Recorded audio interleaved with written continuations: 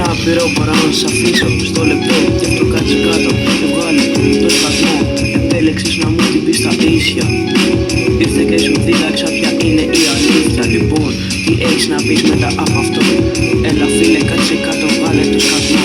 Νομίζεις ότι είσαι ο ραπάς Αθήνας, κάνεις όμως λάθος κι αυτό φαίνεται απ' την πένα. Λοιπόν,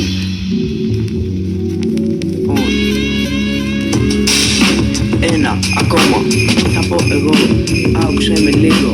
Πριν σου ποθώ, η εφηβεία έχει αλλάξει πολύ. Ακόμα είναι κλειστά και αμάξια μες στη ζωή. Γι' αυτό κάθε συλλογή σου το αυτό πριν εξαφανιστεί. Κοίταξε τα μάτια σου και πες μου το τι βλέπεις, παπά. Ας το καλύτερα στο πω εγώ.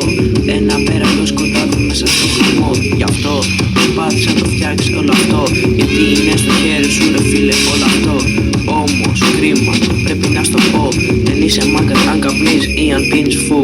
Τέλος ρε φίλε, και το πιο σημαντικό, καρδιά μου